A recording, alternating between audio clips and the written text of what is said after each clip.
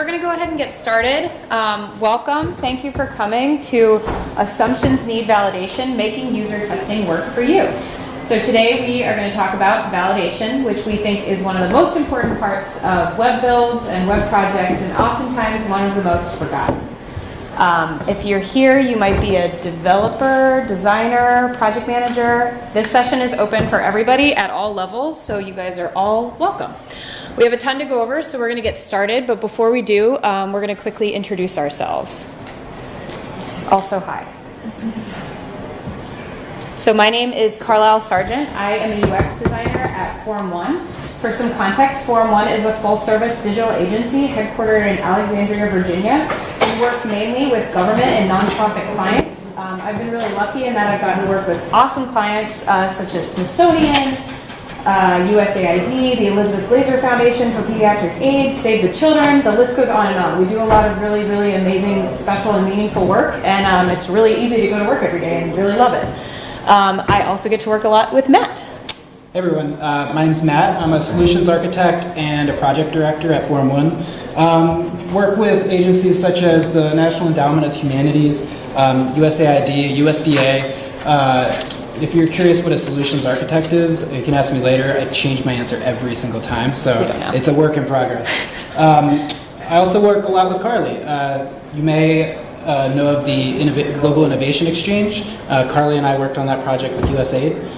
If you don't, that's okay. Just go look it up and then give us credit in your head. And check it out later if you'd like to. So thanks for joining us today. Just to do the obligatory show of hands, curious, how many folks here are really interested in usability testing, would like to do it on your projects, but don't for whatever reason? Be honest, it's a safe space. Me too, and I'm a UX designer. How many folks just want to learn more about usability testing, don't know much about it at this point? Awesome. Great, perfect. We'll hopefully cover information for both sets. So today we just want to have a frank conversation about usability testing, validation, and why you may not do it, why you should do it, and methods for how you might be able to implement it in projects moving forward.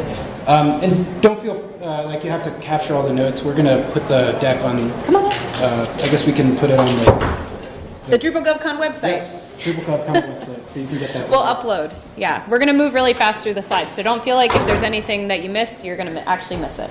But what we really want to talk about at the end is creating better web experiences for target users. Going past a core base of knowledge in how to build a website or a web platform, and really understanding what that web platform is supposed to do for your users. How does it support them? So what is validation? Sometimes we go into web projects with a lot of assumptions, and sometimes our assumptions sound like, hey, we thought this was cool. I saw this on another website, and I wanted to use it here. I think this idea could work in this particular use case.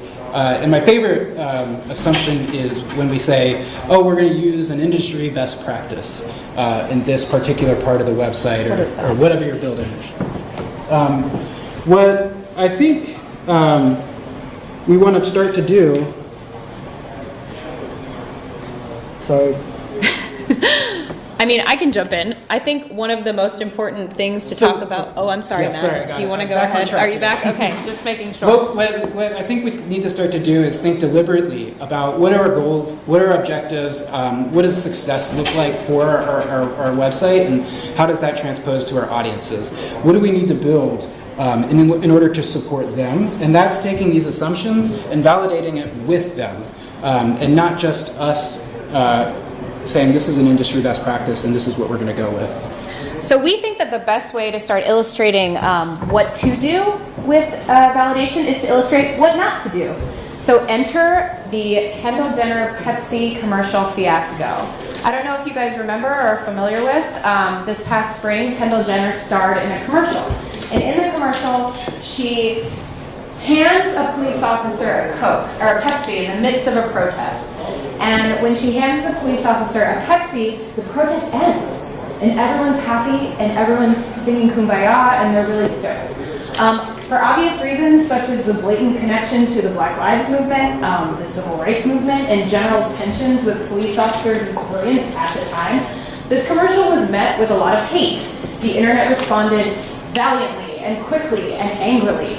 So although it's funny, like to me, the Kendall Jenner Pepsi commercial is actually a really, really great illustration of what happens when you don't validate your assumptions about what's going to resonate with an audience with the audience. Because had any young person been in the room, or maybe just any person at all in the world been in the room, they would have realized that this was a really, really terrible idea. And Pepsi, unfortunately, lost a ton of money on it. And maybe the stuff that we're doing isn't as, pop culturally housed, but it still makes a difference. If you don't validate the assumptions that you're making as a stakeholder or as a web builder, you're going to run into a lot of errors. And so we're here to kind of talk about how not to do that.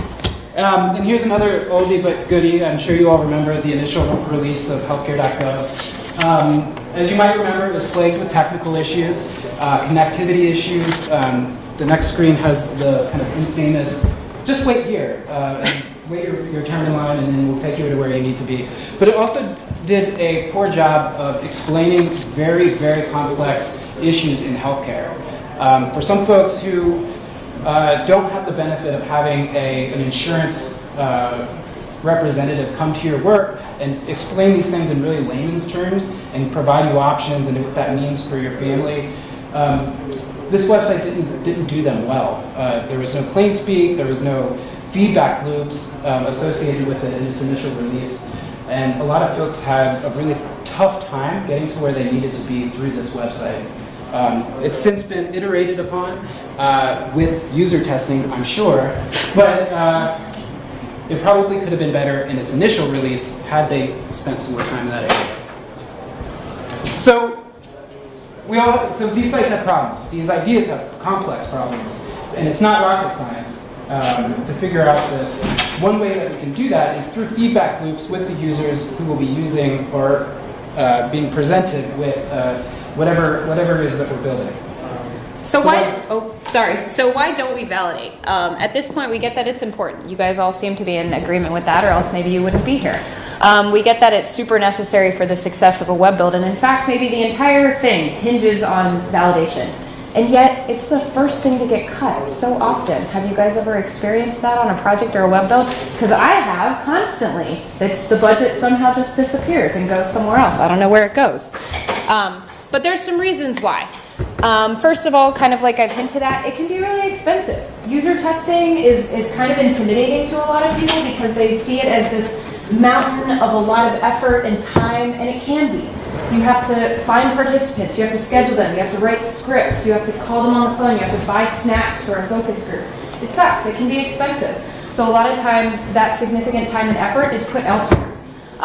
It can also, this is a little more philosophical, but it can show you that you were wrong. And if you're operating in kind of the absentia of knowing that you were wrong and instead you're just ignorant about it, then you can't be at fault. But once you know something is wrong, you have to fix it, and it's costly. So a lot of times, people just say, we don't have the budget, and they move on. But we're here to say that in this case, the juice is worth the squeeze, and we're going to try and show you how. And so we get it. It's really hard, and we're going to have to work at it, but we want you to do it because we want you to user test. Also, we love GIFs, if you guys can't tell. We're very serious. So how can we validate? There's a lot of different ways to do this, of varying levels of effort, of varying returns as you conduct it. But we're going to go through a few different methodologies here.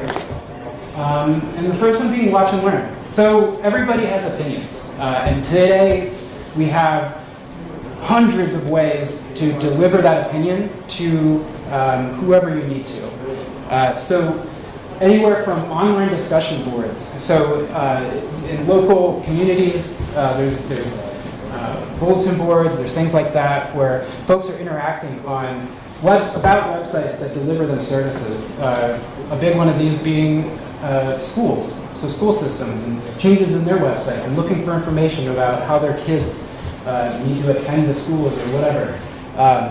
Any sort of government service that is provided, online discussion, bulletin boards are great places to start. to figure out, to find maybe direct feedback or indirect feedback about that particular topical area that you're working within.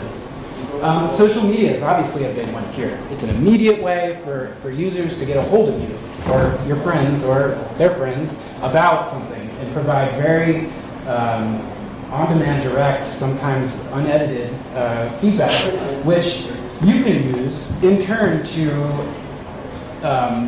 validate whether the user experience that you're providing, which they're commenting on, is working for them. More often than not, it's negative, so that's a great place to start if you're looking for things to change. And sometimes it's not helpful at all, as we all know the Twitter space. And then analytics is a big one here. And analytics, first of all, so anything that you're releasing, whether it's a website or some other web application, it's so easy to put Google Analytics on these things that everything should have it. The base implementation of analytics is going to throw tons and tons of data at you. So the real key here is to disseminate and discern what that means for your audiences, to figure out what that tells you about how people are using your site or your web application or whatever it might be, irrespective to how you intended them to use it. We always talk about sessions being this big kind of measurement of success, and that's not true.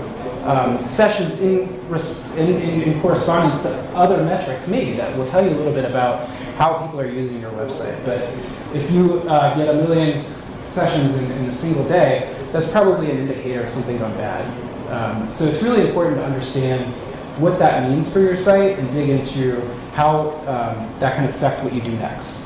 And there are some other examples of some feedback on a website that Forum 1 produced. And then some direct conversation that we found through Twitter about the site. So now you've answered some angry tweets or maybe some happy ones. You've kind of listened and learned with your audiences about how they feel about the site indirectly. So what's the next thing that you can do? And you want to get them talking about it. And there's a couple methods that we can use to get users to start actually talking about how they feel about a website. The first one is the most straightforward, user interviews. You bring someone into the room, you sit them down, and you ask them really good, pointed questions about how their experience is on the website, what are their pain points, what are the places that they feel really happy, if there are any, and what they think they could do or we could do to make it better. These can be really, really insightful conversations as long as you ask the right questions and let them kind of lead you. And if you ask them yes or no questions, which I talk about on the next slide, you're going to have probably not the best time user interviewing, but we'll talk more about that. The next thing you can do is get a couple people in a room and run a workshop or a focus group. Again, really similar to user interviews. And this is where you gather multiple people and you let them speak openly and freely about how they feel about the content online, how they feel it's going, where they can improve it and where they can't. Sometimes the problem with focus groups is that you get that in-group bias and like somebody says something that everyone starts attaching to, and then all of a sudden like you can't have blue on your website at all ever again because someone came up with that and feels that that's the most important thing. So as a facilitator, you want to make sure that you're knowledgeable about how to keep that conversation going and how to keep it productive, because those can definitely go offline really quickly. The last is surveys. Surveys are a great way to send some open-ended questions to a larger group of people at a really low cost. Google does all this for us, and it's really great that you can use their software to send surveys out. I have an asterisk by survey because we know that working in the government, this can be kind of squirrely. Matt and I actually did a presentation more in depth about how to kind of run these different user testing methods last year. So if you guys have questions, we're happy to field them after the talk today. The takeaway though is that you want to balance your kind of attacks with these and make sure that you're talking to the right people. A lot of times we mistake user interviews with stakeholder interviews, where the CEO or the head of communications says, I can speak for the people, I know what's wrong. I mean, you guys hear this all the time. And this is what we want to stray away from. Sometimes I even take the back path and say, hey, can I go talk to your IT office or your help desk? And from there, I grab some users, because we don't want to talk only to stakeholders. Not to say that that's not a great person to talk to, but they shouldn't be the people building your website. It should come from the people. Thank you. So like I was saying, good questions elicit a good story. I actually work in podcasting outside of UX, and we follow a lot of these same principles for when we interview people on one of our shows. You want to make sure that you're asking open-ended questions. You should be mimicking a therapist. You should be very unbiased. You had no hand in this site. I don't care if you built the whole thing, front, back, end, UX, and design. You don't even know it. You just want them to talk openly and honestly with you. If you ask them yes or no questions, you're going to get yes or no answers, and the interview is going to be over very fast. Yes or no questions are valuable, but make them during more task-oriented user tests. The interview should be a place where you get people to storytell. Tell me about a time when. What's the task that you normally try to complete? How does that go? Can you tell me more about what you mean? It's all kind of principles of kind of therapy, and it's okay to embody that as a UX designer. A lot of times people do want to talk about how they feel. They're just not asked the right questions. And lastly... Yep, and then finally, the more traditional usability testing. We can give them a test. We can... well, I'll say this about usability testing. So, in our experience, usability testing has been really, really valuable when we've limited the world of what we're testing.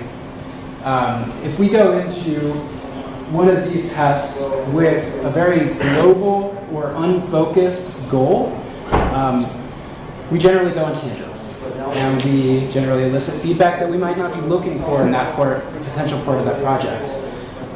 So my first and foremost point here would be that before we go into conversations of this nature, really understanding what we need to get out of it is extremely important. And focusing that on a single set of user stories or a certain section of the website. Or just the messaging, or just the aesthetics instead of the whole thing. Right, or just a single user journey, so taking them from one point to another. Is really important in getting valuable feedback and focusing on user attention. So there's a few different ways to do this. In-person testing is probably the most time-consuming way that you can gain validation within your project. It's super hard to find people who are willing to come talk to you in a single room. It's difficult to schedule, and it's difficult, again, to get them in the same room. But it's one of the most valuable ways to do it, as you can gain an understanding of folks in how they interact with the website through how they're focusing their attention, not just their clicks, but how they're dealing with problems. And you can read how folks are doing that outside of just what they're doing on the website. And you're also able to intercede a little bit. You don't have to have this specific idea how it's going to go. We say work within a single user story, a single user journey, but you're able to explore a little bit more the decision process. So if you find something that you say, oh, that's interesting, you're able to, in real time, direct the user to provide more feedback. And that can be very valuable when it comes to looking at how you can improve a specific feature. The other item here is teleconference. So this provides the same level to an extent. You can use a screen share tool, get on the phone, and talk it through with them. However, you don't get the inflection. You don't get to see how the subject is dealing with the task at hand, whether they're getting frustrated, whether they're thinking long and hard about it, and how they're interacting with it. Rolling their eyes, you don't get that? Yeah, we've seen that a lot. But it provides less value in that area of it, but you're still able to an extent, direct and guide the experience. And then there's online, which is the lightest touch here. There's several websites, web applications you can use, many of which handle your recruitment. And that's a huge, huge advantage. You can specify in what area, topical area, what certain demographics, depending on what site you're using, of people that you want to talk to, which allows you to focus your user test a little bit more to who you may think be using the website. This is a little bit more limited in that you specify what your script is ahead of time, which means that you can't change it on the fly. And everybody's kind of taking the same test. It allows you to provide an apples-to-apples comparison, but you don't get the added bonus of being able to derive some more information from that session. And you can do as many of those as you like according to your budget. It's relatively cheap per subject, so it's a good way if you want to get quick results on a timeline and just input that can be valuable. I'd say with all of these, there's definitely a factor of diminishing returns. I'll let Carly speak to that. And kind of in reference to those diminishing returns, I want to reassure you guys that even the grandfathers of UX, Nielsen and Norman, say that you don't need 50 people to user test to make it valuable for your website. Get 5. Send a survey. Do something. But you don't need to do these very heavy lifts, because that's where your stakeholders and the people that control your purse strings are going to run away screaming. It's that level of high effort. But if you can take 5 people and test them and take the insights from it, trust, I've done it with 2. And just to use it to start a conversation with your stakeholders, it's amazing what that foot in the door does for the rest of your project and how it kind of changes the thinking to be more user-centric. And similarly, oftentimes I've been in binds where I can't user test at all, and I haven't, and I'm only interfacing with stakeholders over and over again. So I'm giving you some true inside baseball for what I do to kind of change the conversation. Is I call this the user pathway ad lib. I walk my stakeholders through an activity where they have to fill in the blanks. I am a what? What audience member are we going to embody? Who are we going to think about on the website? I need what? What does that audience member need to do, and why are they coming to your website? What do they have to get done? If we're in government, chances are they're not coming for fun. They're not coming to browse. They need to do something, and they need to do it quickly. So that I can. What do they need to go do after they finish being on your website? How do you get them quicker to the end of their journey? I use this in every project that I do to start thinking and changing the paradigm to be more user-focused instead of best practice focused. And it's amazing that even just with this conversation, sometimes that leads to user interviews being added in, or that leads to them being interested in the survey, because so much comes when you start thinking about the project or the product from the perspective of those users. Just a quick comment or question about that. So if you're working on a project that is for federal, and there's some documented best practices, right, on usability.gov. Yep. Is that sort of like your baseline that you say, we're going to follow the ones that relate to this kind of project, but when we do our user testing, we're really looking at it more from the user's standpoint? I think that's a perfect way to handle it.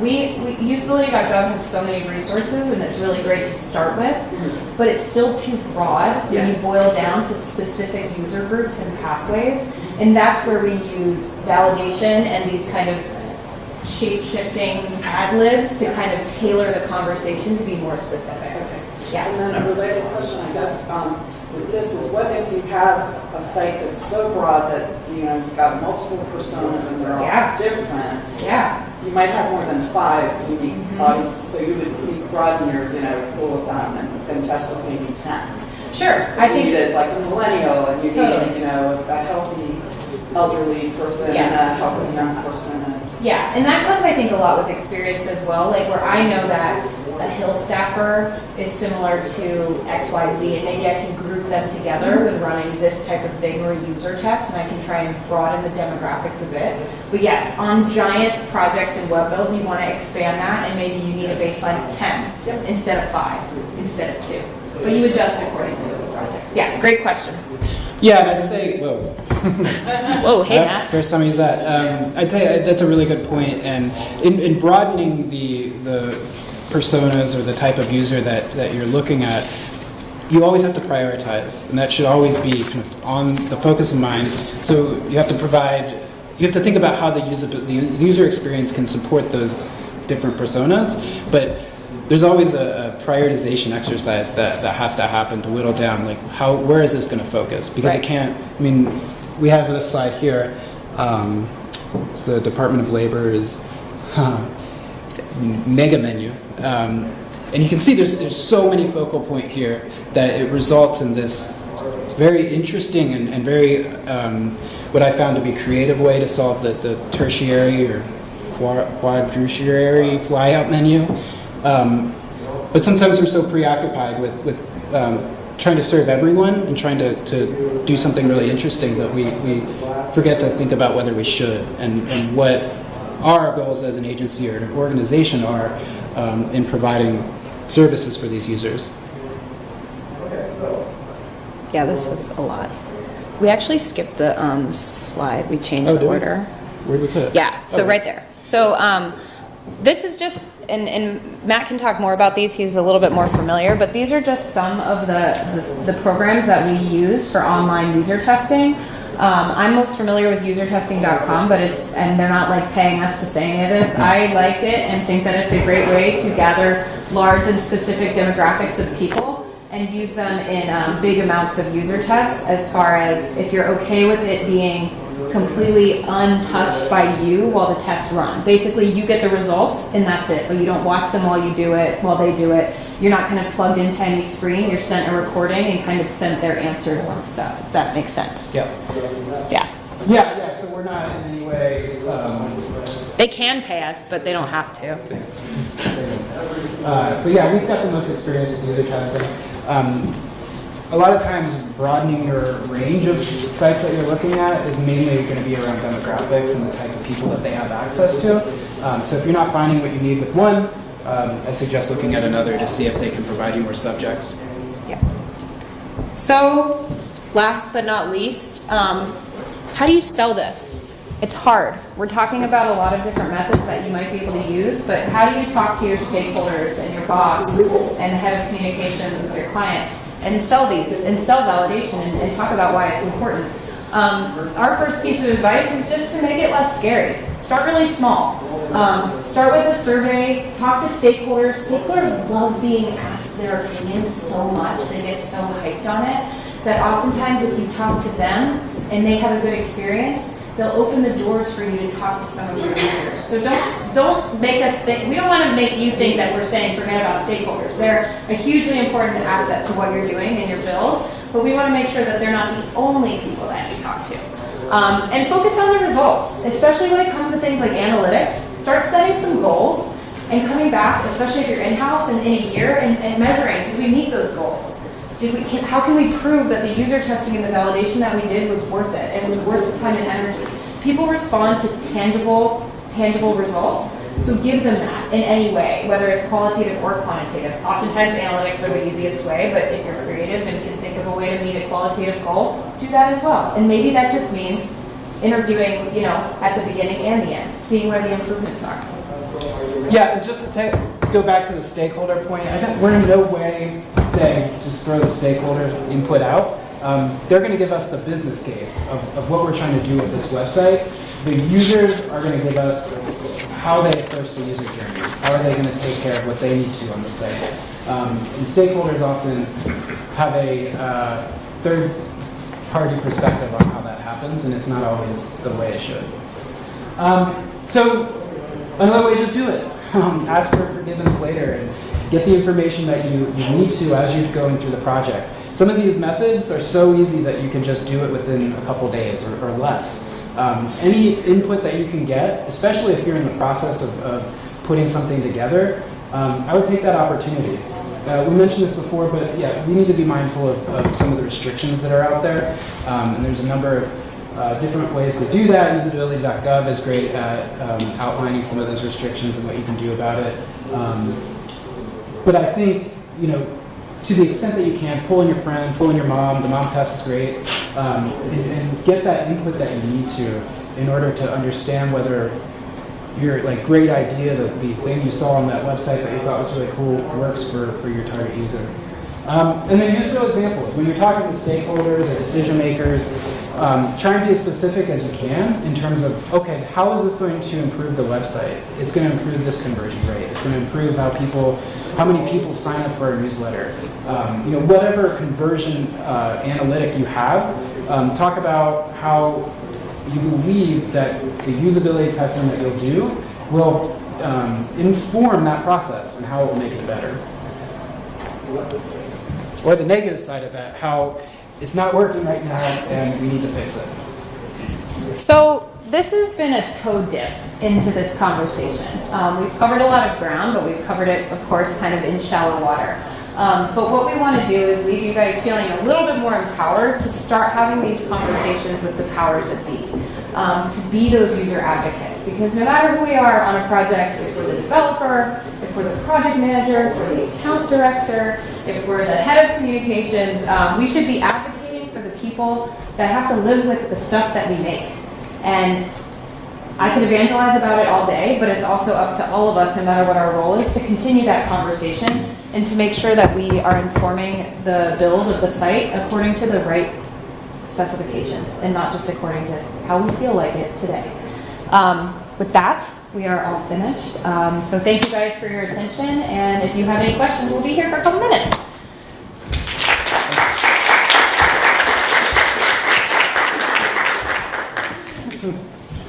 What do we got? Yes, please.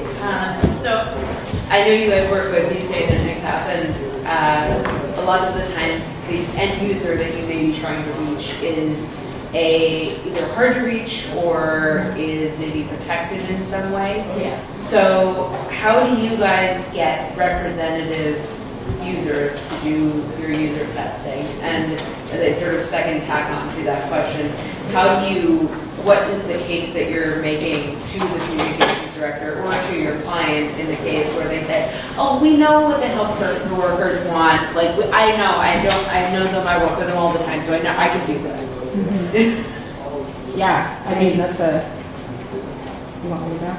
I'll tell you my method of doing this. Be very convincing. No, I'm just kidding. I think, say the right thing. Yeah, say the right thing and pray.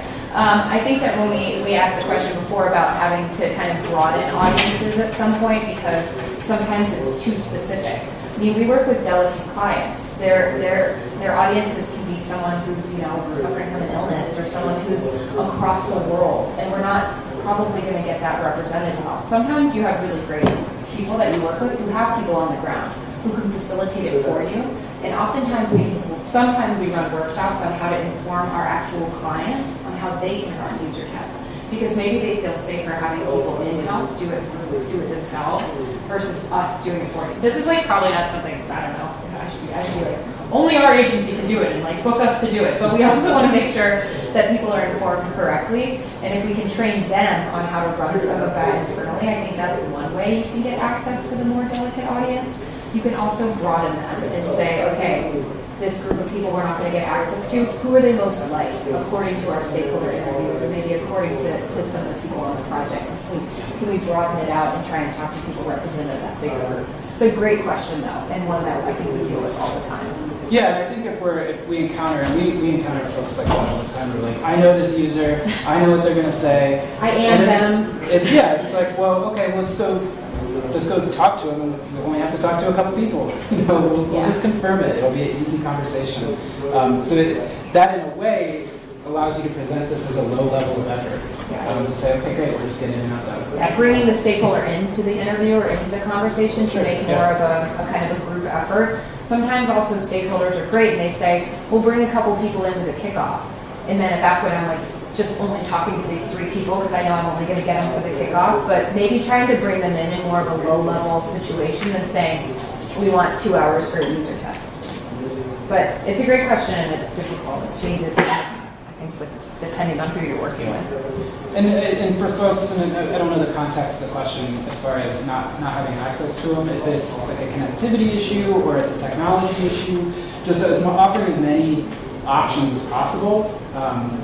Because anything, especially with that type of user, who's going to provide some really valuable feedback that you're not going to get from anybody else, anything you can get. Just email them a survey. Yeah, or something. we did it with Global Innovation Exchange. We were talking to people all over the world, and at some points I was just they were just chatting with me on Skype because we couldn't use the camera, and we were just like, what do you feel like about anything? Just tell us anything, because they're the actual people using it.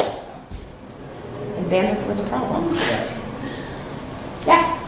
How would you approach testing images that you might use on a website or in social media? And you want to get a sense of if they're engaging, if people might click through to read the content, and then also if people find it to be credible.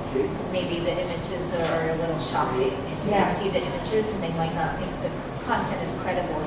What are some approaches you might take? I was going to say the one test we didn't talk about test types in particular, but I would say A/B testing is a great way to start that conversation. And so, because sometimes people don't know how to react to something until they have a foil to react to with it. So I've done tests where, you have the same page layout and two different hero images, and you talk about kind of just their interpretations. Are they any different with that hero image on one way or another? And then when you test the next person, you flip-flop them. So the first image comes second, and the second image comes first. And to try and eliminate as many variables as possible to get someone to focus only on the images is hard because so many factors come into play. Your personal preferences, if you've seen that image before, or if you're familiar with the organization. So I think A/B testing is really great for imagery and aesthetics because it gives more than one option, but it's also more legwork. You have to find more than one option. Right. I've heard of the testing, A/B testing used on live websites, but it sounds like you're suggesting using it in the context of a user interview or something? I mean, do that. I mean, Yeah. it's probably better in a live context. Okay. Or like a choose- prototype, like a built-out prototype. Yeah, we've done that. But the problem with graphics and visual design is that everybody likes a certain color or Yes. have this It's like design affinity thinking. that has nothing to necessarily do with your target audiences or what they're looking for. So judging the effectiveness in the live environment for that type of thing is, I think, really important. And especially for something like a social media campaign, it's fairly easy to choose, one visual style versus another for a post and see with similar content, see what happens. Yeah, see, Yeah, but in the non-live environment, it can be tricky for sure. That's probably one scenario where the more testers you have might give you some more information about how generally people are looking towards. Okay. that's a great question. Yeah. At what point in development do you recommend doing usability testing? One challenge is, of course, you want the site to be somewhat far along so that Sure. people can see it. Yeah. However, if it's too far along, changes are not as far. Yeah, I think that's a great question, and that's definitely where being a really practiced facilitator of different levels of usability testing can help, in the sense that, like, if you're running an unmoderated usability test, you're probably, like one online, you're probably not going to be able to run it on a prototype and be super successful. But if you're sitting in a room with someone and you can give them the context of, yes, this is a wireframe, no, the site will not be gray when it's built, etc., focus on the messaging, kind of keep them on task, I think you can user test better in a lo-fi environment. But definitely when you have a more completed or close to completed prototype, you want to test maybe, you can have the freedom to test a little bit more unmoderated because people are like, oh, I get it.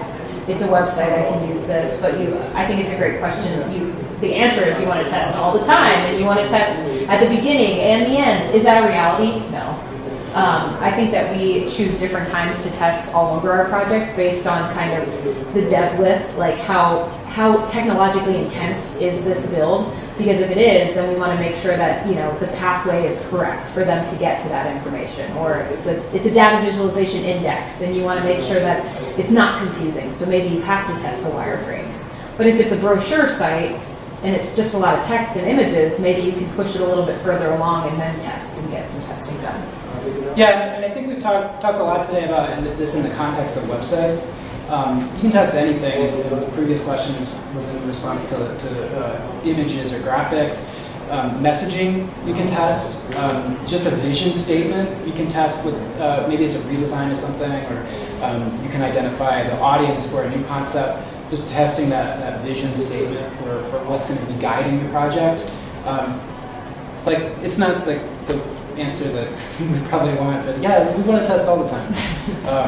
And if you're working within an agile methodology, you can easily incorporate testing into your various sprints. Yeah. So as you're producing code and releasing that code, if you're able to get into that structure, having a very specific point in time within each sprint, you bring people in and say, hey, what do you think? Well, probably more specific than that, but That's a good question. there's a lot of different points you can do that. Yeah, what else? Anything else? We've got like 5 minutes. Well, thank you guys again Thank you. so much. If you want to come up and talk to us afterwards, we'll be here.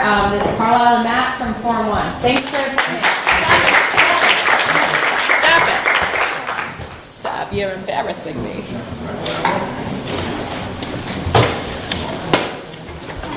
Hey, how are you? Thanks for coming. Well, it was a really great talk. Oh, I'm so glad that you enjoyed it. Right now I'm trying to user test a search interface. Oh, God bless you. Have fun with that one. You guys have ours? You should have his. Of course, I forgot mine because I'm a dingus. It's been really hard because I know like when you write tasks, they're supposed to be open-ended. And you're not supposed to give too much direction, but with search, it's really hard to do that, especially since Totally. So I don't know if you had any resources, or like you guys have, I was looking for an example online of something that actually written. I've done this definitely before where it's like you have to get them to just do what you need them to do. And I say just break the rules. If they need a scenario that's very blatant to get them started, like you are searching for elephants, go to the search bar, type in elephants because you want to test keyword search. I say be blatant. Like, because who's going to get you in trouble other than like you? And I think there's a point where you can be open-ended, and maybe that's at the beginning before you steer them and say like, how would you choose to search for this? Would you use a drop-down? Would you type it in? Would you blah, blah, blah, and then focus them a little bit more because you waste so much time trying to get them to like do what you need them to do. Yeah, it's like roundabout way. Oh my God, it's like so annoying. I had to change. And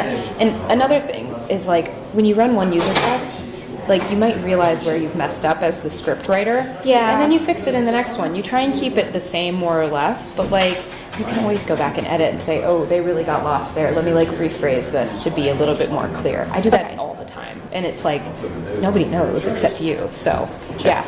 I mean, seriously, testing a search interface is hard. So any way that you can do it. Right, it's kind of a broad concept. I mean, I would say if there's specific things that you know are wrong with it, like focus in on those things. Okay. But you don't necessarily need to be so specific that you're saying, search for elephant and tell us whether you got the right result. I'm using a hyperbolic Right. example. Well, yeah, but there's probably ways to remain open-ended, but also provide context. Okay. Give them boundaries, or boundaries. say, and I've had to correct people because sometimes someone's taken a pathway to something that I didn't even know they could use to be successful. Right. And usually as a facilitator, I'm like, wow, that was really great, and I didn't even realize you could get to it that way. We're going to back up and restart going this different way. And it still gives you the insight, but you can always bring them back to the start and say, let's redo this. You did not do anything wrong, but like we're going to try it this way. And because with that, you're already getting insight that like they're doing it this totally different way, and that's valuable. Like that's where the big mistake or the build issue is. So Absolutely. yeah, great question. Yeah. Thank you guys so much. It was, Of course. yeah, it was also inspiring to hear that sometimes you guys ask people who aren't necessarily your users, or you just try to get Anyone. because that's what Anyone. that's what I ran into, is where you're not allowed to survey people who aren't in the government, but the people who use us are not government. So. Yeah, so it's like, how do you get access to them? I mean, we really try and create good relationships with our clients so that they help advocate, knowing that like we have to get to these people somehow. Yeah. And sometimes you'll have a badass who will just do it. Like, I'll fight for you. And then other times you have much more stringent rules and you have to just use representatives the best way you can. Right. Yeah. Yeah. Well, good luck. Yeah, thank you so much. Of course. Have a good Yeah. afternoon. Thanks for coming. Yeah. Thank you so much.